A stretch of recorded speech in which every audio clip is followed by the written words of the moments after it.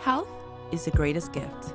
That's where we come in. Bahamas Medical and Surgical Supplies is a premier distributor of medical equipment, as well as medical and surgical consumables. Our engineers are always on hand, providing top-care service that saves lives. We carry a wide selection of over-the-counter and prescription items, IV fluids, and other injections. Our products are state-of-the-art, and our entire team stays on top of cutting-edge technology. With more than 2 decades of dedicated service, Bahamas Medical and Surgical Supplies continues to be a trendsetter and innovator in healthcare. We have set ourselves apart by truly caring for our customers. We understand the intricacies of healthcare, and we produce spectacular results. We cherish our partnerships and nurture our friendships as we continue on our quest to help everyone maintain that wonderful gift of good health. Find us on 9th Fifth Terrace, Centerville, right in the heart of the medical service epicenter of Nassau, Bahamas.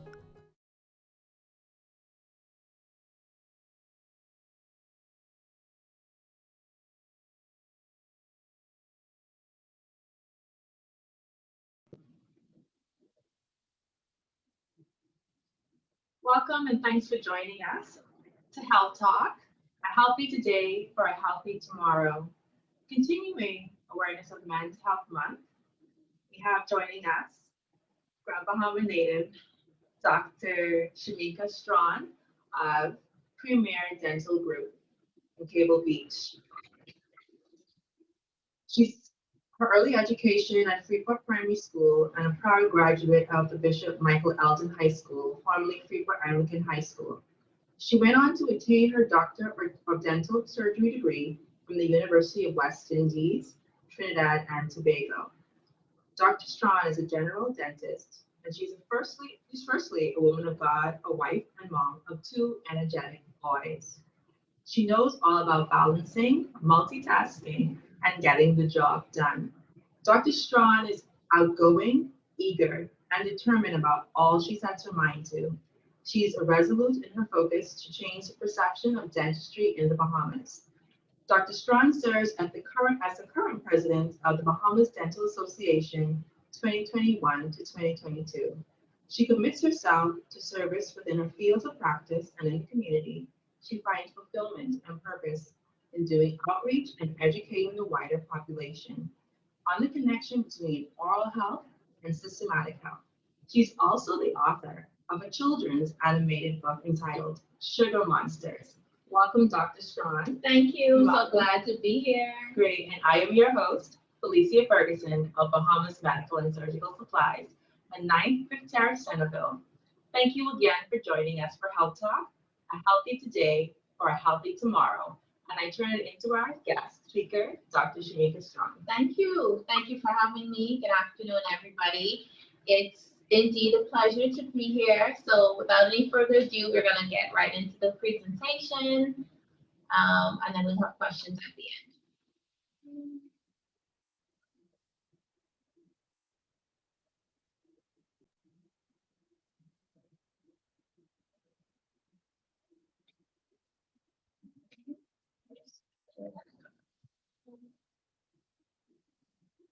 Can you see the presentation?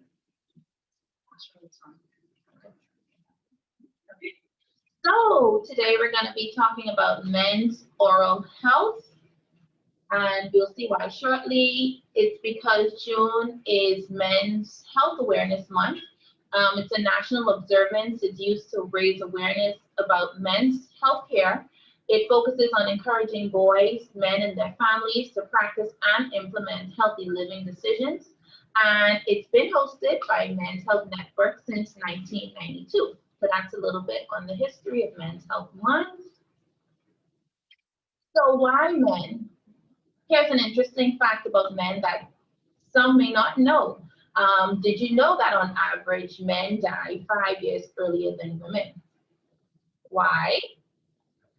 Men naturally are more reluctant to go to the doctor. Certain diseases are more prevalent in men, and this does include oral disease. Men generally lead less healthy lifestyles, example, smoking, drinking alcohol, and poor eating habits. So these are some of my favorite photos of men just loving themselves. I joke with my husband, I'm like, this what really happens. You men like to go with their boys, stay late after work, watch the game, have a few beers, smoke some cigars, and sneak into the refrigerator at night and have an unhealthy snack. So men's oral health. As with general health, men don't fare as highly as women when it comes to oral health.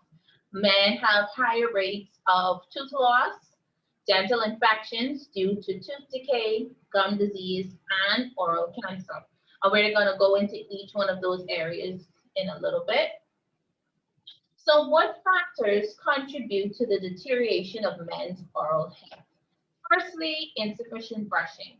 The ADA, which is the American Dental Association, states that 8% more women brush their teeth twice daily.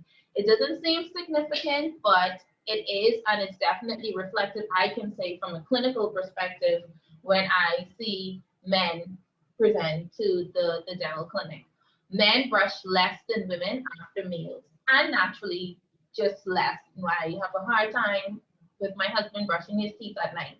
So, yeah. And I'm sure he wouldn't mind me picking on him if he's watching. Another factor that contributes to deterioration of men's oral health is that men tend to miss their dental appointments more so than women. Oftentimes, wives, daughters, or significant others may make the dental appointment for their husbands, boyfriends, fathers, or adult sons. I did this presentation sometime last week, and the following day, I had an adult male patient in my chair. And I said, well, you know, who referred you? How did you learn about our office? And he was like, my mom made my appointment. And I was like, case in point. It happens all the time. Most men only visit the dentist when they experience a dental problem that needs urgent and emergency treatment. So this is a graph, bar graph that I found online. Unfortunately, we don't have these type of statistics in the Bahamas, but this was taken in New Zealand on adult patients who only visit the dental healthcare worker for dental problems or never visit at all. So the light blue are men and the darker blue women. So you can see it's higher straight across the board, and men just usually go to the dentist when they have an emergency. I don't know why. Growing up with my father, they would just push through pain, and not unless it's very urgent, then they would make that the last resort to go to the doctor. And over on the right side of the screen are reasons for missed appointments, and the highest is that they didn't get a reminder call or had something that came up at work. Okay, so we're on to our third point, talking about factors that contribute to the deterioration of men's oral health. And the third point is dry mouth. The correct terminology for that is xerostomia. Men are more prone to health conditions such as high blood pressure, heart disease, and diabetes than women. Whereas medications to manage high blood pressure and heart disease may cause dry mouth, diabetes directly causes xerostomia.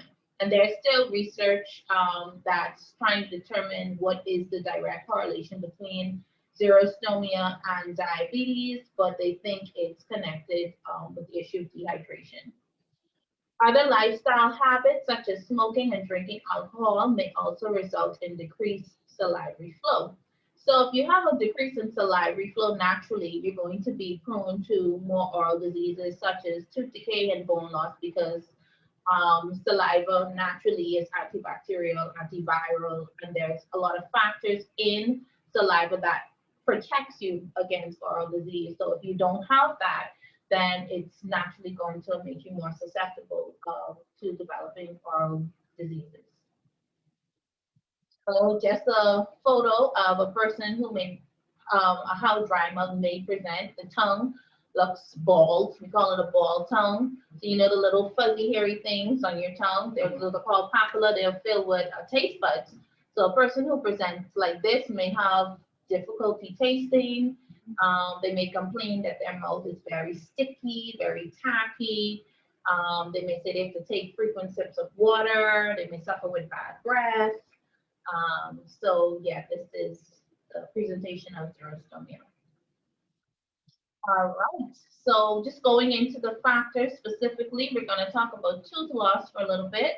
Tooth loss usually occurs because of extractions due to advanced gum disease resulting in bone loss, which is termed periodontal disease, or advanced tooth decay. Periodontal disease, the accumulation of bacteria-filled plaque that may or may not become calcified. Now, once that plaque gets hard, the plaque is filled with bacteria, food particles, and it forms on the teeth within seconds of brushing, right? So once that's allowed to sit there, saliva also has calcium in it. And once it sits there, the plaque becomes hardened, and we call that tartar or calculus, right? Not calculus like math, calculus. And it adheres to the teeth, causing inflammation of the gums and irreversible bone loss. So that's the key diagnostic factor with periodontal disease, which is a stage up from gingivitis. So you hear people talk about gingivitis. Gingivitis is basically just the inflammation of the gums alone. So the gums become inflamed, red, they begin to bleed. But once you go into the advanced stage of that, which is now periodontal disease, which within itself has a beginning, moderate, and advanced stage, just depends on how the depth of the bone loss. And we'll go into that into the next slide. But once that bone loss begins, it is irreversible. All right. So larger pockets are created between the gums and teeth, which harbor more bacteria, resulting in further bone destruction. If not detected and treated early, this will result in tooth loss, as all support would have been lost. So these are some signs of periodontal disease. Again, periodontal disease can result in tooth loss. That's the connection. So some signs of periodontal disease include swollen red gums, tender gums, bleeding, bad breath, pus between your teeth and gums, loose teeth or loss of teeth, painful chewing, spacing. It may appear that your gums are pulling away from the teeth. So many people complain that the teeth look longer. They're like, oh my, and people may say something like, oh, it looks like my tooth is growing more out of the bone, but it's actually not. It's just that the gums and the bone are pulling away. So it's exposing more of what's supposed to be underneath. That's not more exposed. And also a change in the way that the teeth come together. So they may have disruption in their bite, they may start to have jaw pain and so forth. So this is just a diagram of the different stages of gum disease. So the first diagram here shows what healthy gums look like. The gums are nice and pink, nice healthy pink color. Beneath this tan or brown area, that's the bone that is just below the gums. And if we go on to the second photo, which is a depiction of what gingivitis may look like, the gums are a little bit more of a bright pink color, and this yellowish matter on the tooth represents the calculus or the plaque. So now the gums are inflamed, and the person who presents like this may say that their gums are bleeding when they brush or when they floss. Now, speaking of flossing, if you have gingivitis, I like to tell patients the more you floss, the better.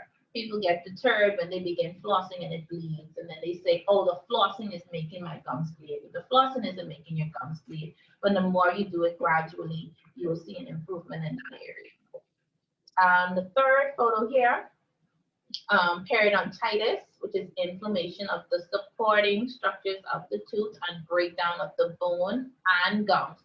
So if you can look at the photo in number 2, the bone seems to still be healthy. There's no deterioration of the bone, but down here, the bone is beginning to break down and the gums are pulling away, following the bone as it pulls away beneath.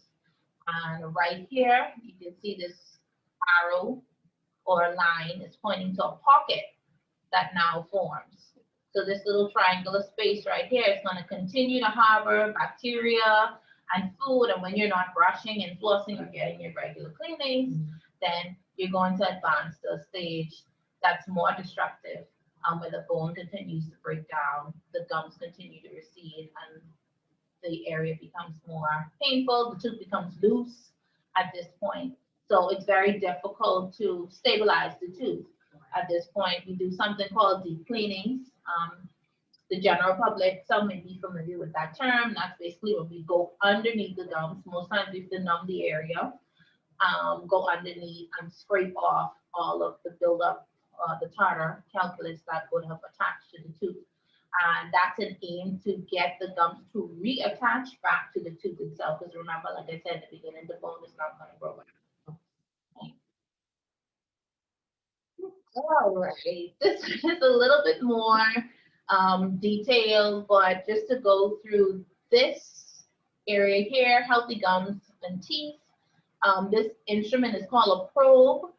So if we suspect you might have bone loss, or we take your x-rays, even like at a general dental visit, you may take a few x-rays, and if we note that there is any sign of bone loss, we may recommend doing this examination, which is called a probing exam. We take a little instrument and we go around each tooth, and we call off numbers, and those numbers represent how much bone has broken down. So depending on the numbers, it gives us a good idea of what type of treatment you would need. And these are what the clinical photos may look like from a healthy person. This third one, the gums are a little bit more inflamed. The teeth are looking like they're shifting just a bit. In this fourth photo, you can see the gums have pulled away.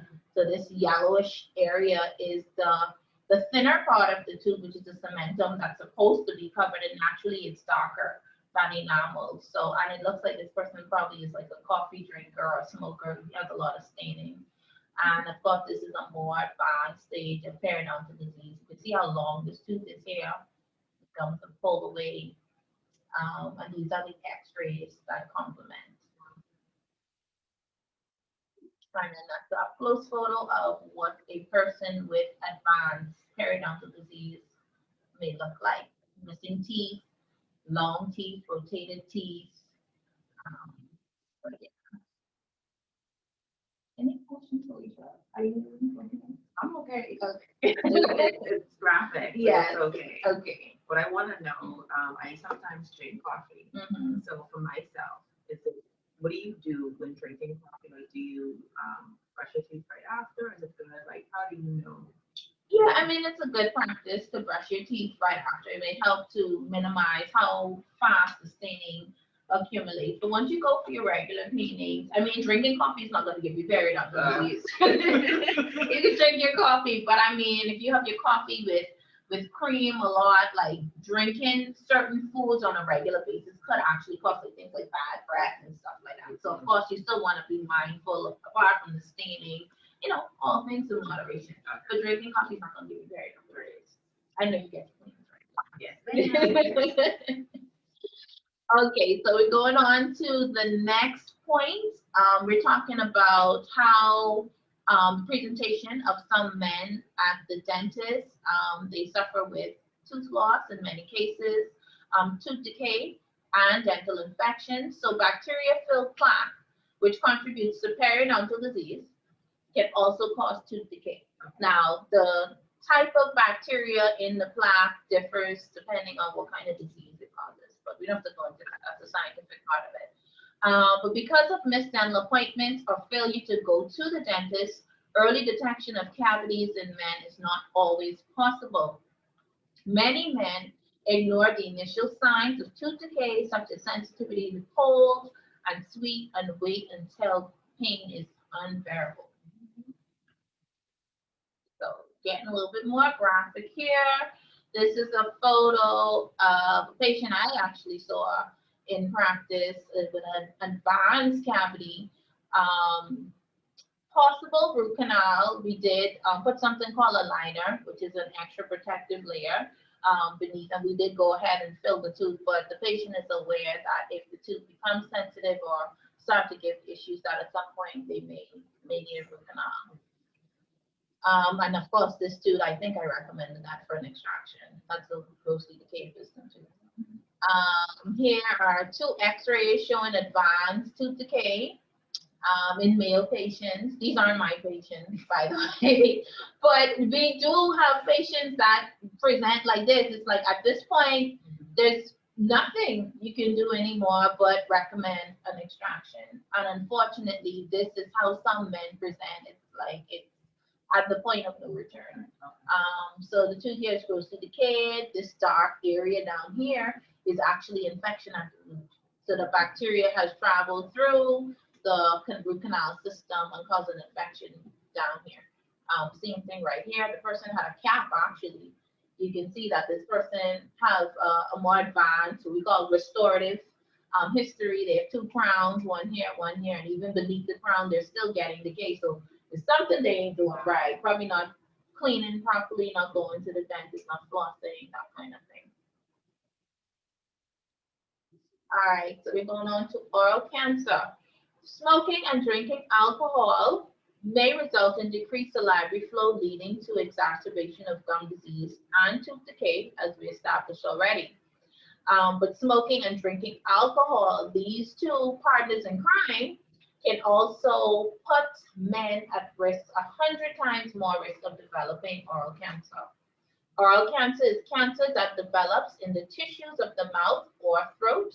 Men are 2 times more likely to develop oral cancer than women. And that's because statistics show that men smoke and drink more often than women do. But with our society now, we see that more women are smoking, more women are drinking. So the demographics of who's presenting with oral cancer has changed a little bit. And these are some areas that we screen the mouth for oral cancer. Some high-risk areas, including the lips, the cheek, the floor of the mouth, the lateral border of the tongue, the hard palate, and the soft palate. Now, oral cancer in most cases is very sneaky. And not unless you're going to your dentist regularly and you're getting your regular dental checkups, because it happens so innocently, it doesn't necessarily hurt. It could be like a little white spot or a little red spot that you just may go unnoticed. And because one of the higher risk areas is like the floor of the mouth or the side of the tongue or the back of the throat, it's very difficult for people to detect themselves. So we do encourage oral cancer screenings and going to your dentist regularly, not only to get your cleanings, but so you can get your oral cancer screenings. Okay, and like we established already, drinking alcohol, smoking tobacco does put people at risk. There's also an association with HPV that they've connected with a same strain that's similar to the one that causes cervical cancer. And they connected to with oral sex and so forth. So that's another thing that you want to make sure you go and have your screenings done at the dentist. Human papillomavirus. So other oral and general health considerations in men: sleep apnea. Sleep apnea is a sleep disorder in which breathing repeatedly stops and starts. There are 3 types of sleep apnea, but the most common one is obstructive sleep apnea, also termed OSA. OSA occurs when throat muscles relax during sleep, narrowing and closing off the airway, resulting in momentary cessation of breathing. OSA is a common sleep disorder, and it can be potentially dangerous if left untreated. So some signs of OSA include excessive daytime sleepiness, loud snoring, observed episodes of stopped breathing during sleep, abrupt awakenings accompanied by gasping or choking, awakening with a dry mouth or sore throat, morning headaches, difficulty concentrating during the day, experiencing mood changes such as depression or irritability, high blood pressure, nighttime sweating, and decreased libido. I did this presentation before, like I said. When I said decreased libido, I was on to the other slide. Gentlemen, say, hold on, go back to the last slide.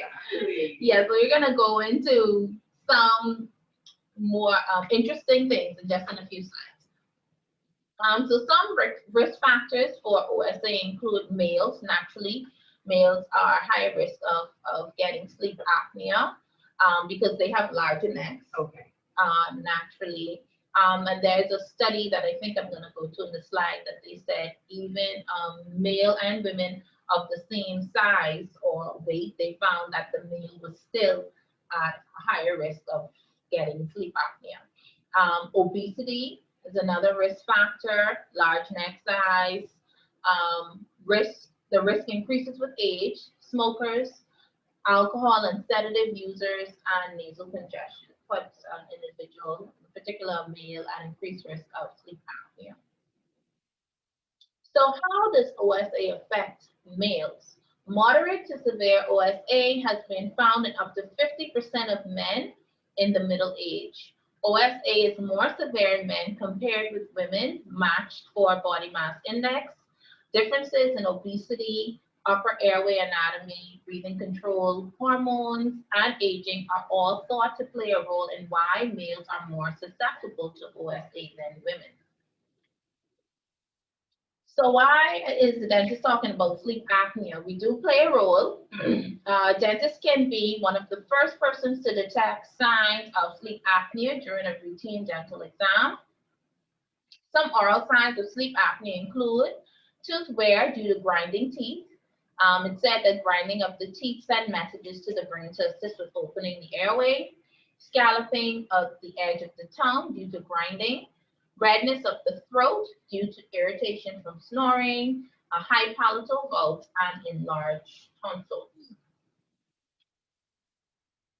And continuing, what role does the dentist play? A dentist may also provide services to manage sleep apnea.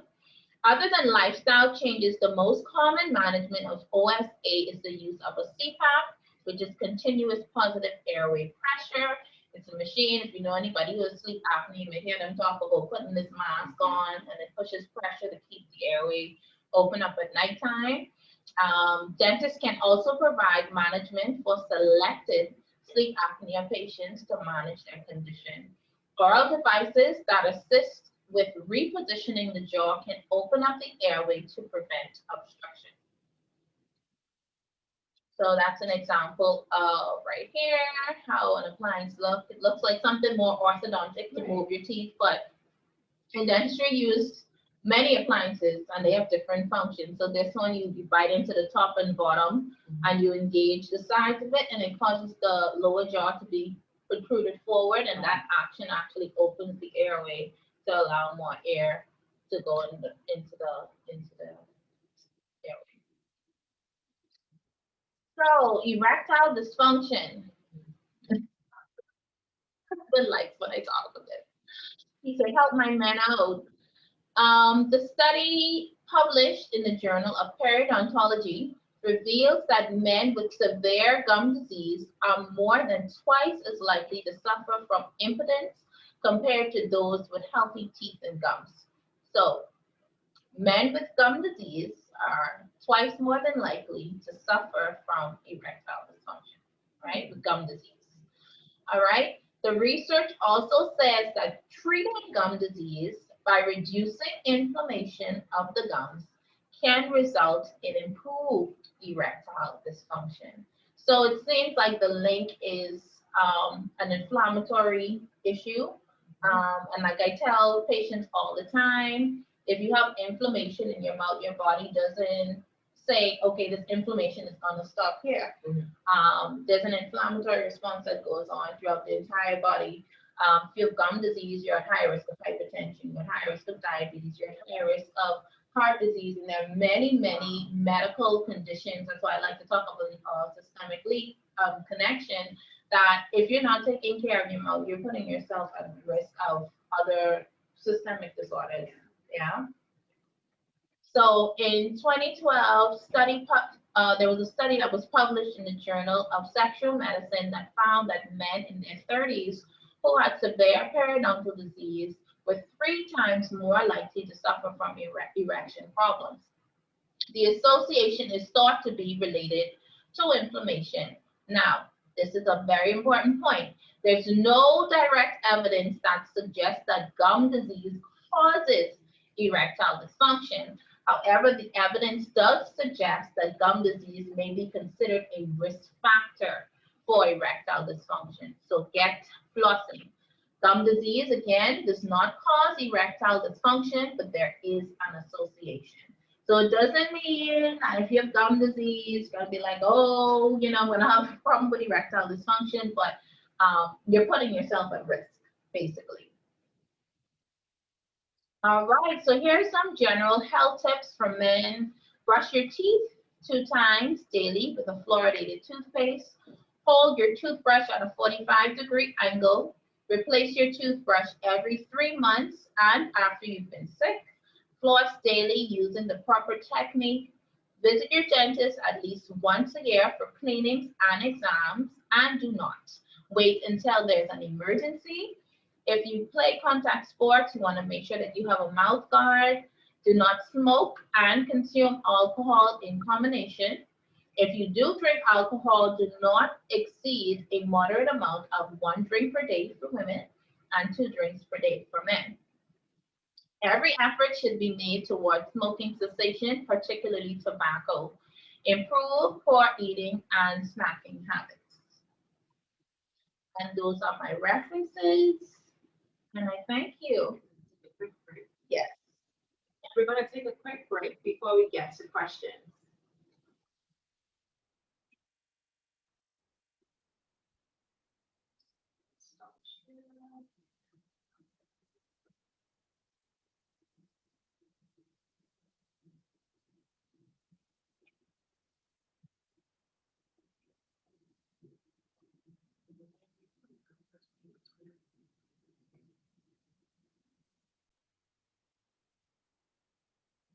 Health is the greatest gift. That's where we come in. Bahamas Medical and Surgical Supplies is a premier distributor of medical equipment, as well as medical and surgical consumables. Our engineers are always on hand, providing top-tier service that saves lives. We carry a wide selection of over-the-counter and prescription items, IV fluids, and other injections. Our products are state-of-the-art, and our entire team stays on top of cutting-edge technology. With more than 2 decades of dedicated service, Bahamas Medical and Surgical Supplies continues to be a trendsetter and innovator in healthcare. We have set ourselves apart by truly caring for our customers. We understand the intricacies of healthcare, and we produce spectacular results. We cherish our partnerships and nurture our friendships as we continue on our quest to help everyone maintain that wonderful gift of good health. Find us on 9th Fifth Terrace, Centerville, right in the heart of the medical service epicenter of Nassau, Bahamas.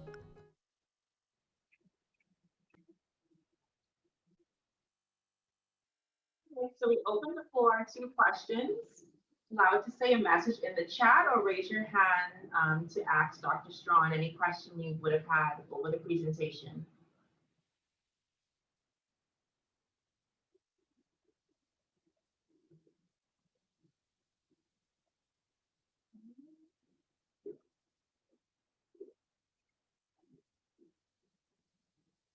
Okay, so it's pretty straightforward. Pretty straightforward. I have a question, Doc. What is the right or proper way to brush teeth? Okay, so firstly, you should brush your teeth twice daily. Right? Twice daily, morning and nighttime. And of course, if you want to brush after meals, like during lunch, that's fine too. And you should floss at least once a day before bedtime. The right way, I wish I had a demo model here, but you and a toothbrush. I have a demo in my car. I should have brought it up.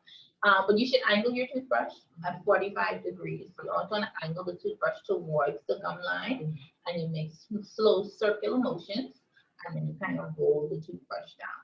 All right, so not this hard, aggressive back and forth thing that I would like to pick on men and say that men do, because we do, but I think it's a Caribbean thing. I don't know, just brush really, really hard. But that can cause issues within itself. So people who either use a hard bristle toothbrush, and then that's another tip, you want to use a soft bristle toothbrush. You don't want to use a hard bristle, not hard or not medium, soft. Angle your toothbrush, like I said, at 45 degrees, circular motions, and not the aggressive back and forth, because that too can result in gum recession. When you see gum recession, it doesn't necessarily mean that there's bone loss. You could just be brushing more. And what would you recommend for men to do a little bit differently so that they are more successful? to the oral health when it comes to teeth health? Mm-hmm. But like I said, in the end, just go to your dentist regularly. I mean, go and get your checkups every 6 months. Brush twice a day, floss. It's nothing outside of what we normally recommend, you know. And then for men, I usually tell a lot of my male patients to invest in electric toothbrush because the manual ones, I feel like they go way too hard. Okay. So the electric ones, once they sit it there, it's gonna work for them. You don't have to help it out. Just get one, a soft bristle electric toothbrush, hold it there, and let it do its job. Is there a specific brand that you would recommend in electric toothbrushes? Really, I think they all have their pros and cons. I saw something on Instagram where another dentist that I follow, she is like the best toothbrush is the one that you're actually going to use. And there are specific toothpaste. I mean, I personally, I like Colgate with the brush strip. That's my favorite one. Yeah, but sorry not to cut you off, but definitely a fluoridated toothpaste. Fluoridated toothpaste. All right, so we have Sid. His question is mouthwash useful in preventing gum disease? And what is the recommended mouthwash? You have mouthwashes that say that they're antibacterial, and I feel like they all have their uses, but mouthwash is not gonna rinse away plaque. Okay. You cannot not brush, not floss, and then say I'm gonna use mouthwash. It's not gonna do the job. So I would say, I mean, any mouthwash that says antibacterial, but of course you would have had to make sure you brushed, you flossed, and then you go ahead and use your mouthwash. I know there are some mouthwashes that they marketed for different things. There's some of them for dry mouth, some for bad breath, remineralization. So it all depends on what your needs are. Anti-sensitivity for people who have sensitive teeth, you have the anti-sensitivity mouthwashes as well. Okay. Yeah. Devon, he's asking, thanks for the info, very timely and enlightening. God bless, from Trinidad. Oh. And my names, you can barely hear them host. Was there something specific that you were interested in hearing or missed?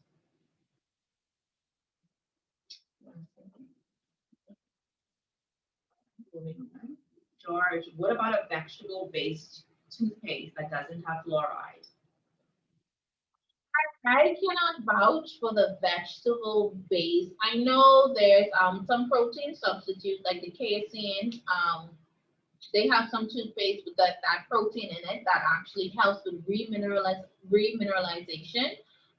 But I really cannot vouch for the vegetable based toothbrush. But I mean, it all depends on your personal needs. Like if you're going to the dentist and they're finding that you have cavities and bone loss and other oral diseases going on, then I definitely would not recommend something that doesn't have fluoride. And I think it goes on a case by case basis. So if you're not high cavity rate and that might work for you, then perhaps, but in a public setting, like a public forum, I'm not gonna go out there and endorse something that doesn't have fluoride because most dental decay is the most common disease in the world. So yeah, I would definitely say yay for fluoride. But check in with your dentist or your hygienist and see where you stand, and perhaps that might be okay for you. All right, Premier Dental. Good evening, all. For the question, I am a 30-year-old male, and I recently started grinding my teeth while asleep. Should I be concerned? Do I need a mouth guard, or should I monitor this for a short time first? Yes, I would say let's monitor for a short time. You want to see what might have changed in your lifestyle, maybe, exams or something going on in your life that's stressing you out a bit. And if you can identify what that is, then maybe that will help to alleviate the grinding. But definitely if it persists and your dentist notices, oh, that's Premier. Hi, that's Dr. Carlton. Hi, Carlton. So I'll probably be checking your teeth. So I will check and then we'll monitor. And if there's signs of where that it's getting worse over time, then definitely maybe we'll consider a night guard. If you start developing symptoms like pain or popping or clicking in the jaw, then maybe it might be time to move on for that. But let's just watch that for now. Any more questions? I like these questions. Yeah.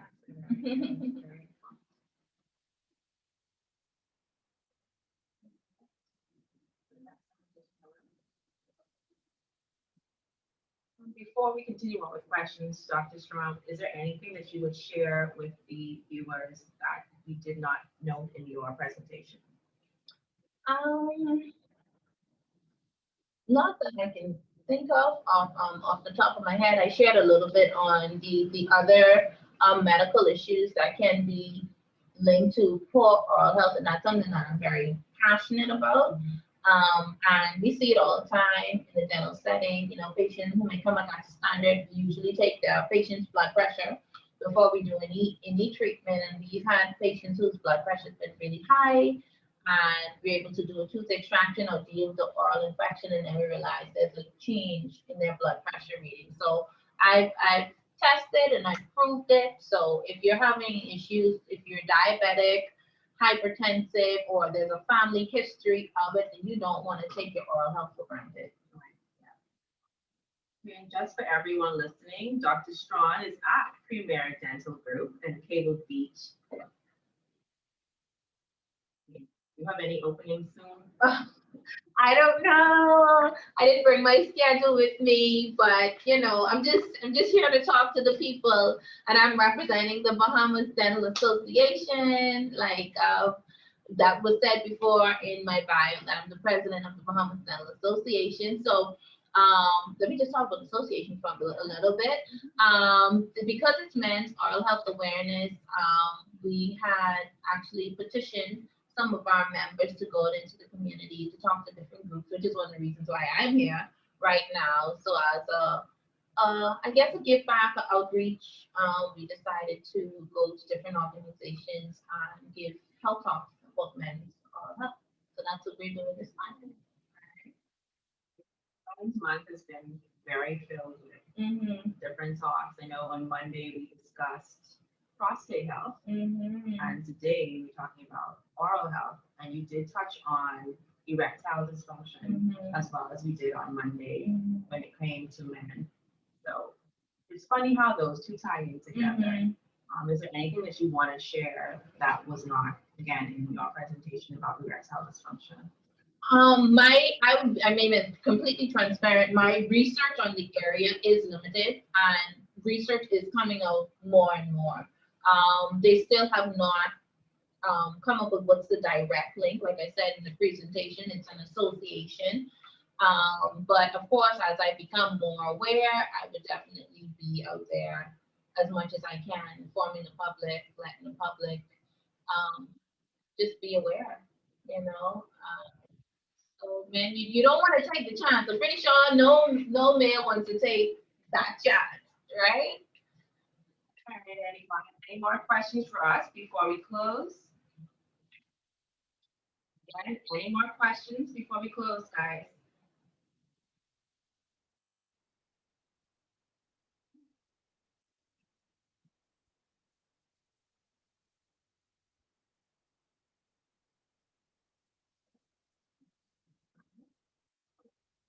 Okay, thanks so much for joining us for Health Talk, Dr. Strachan. Again, a healthy today for a healthy tomorrow.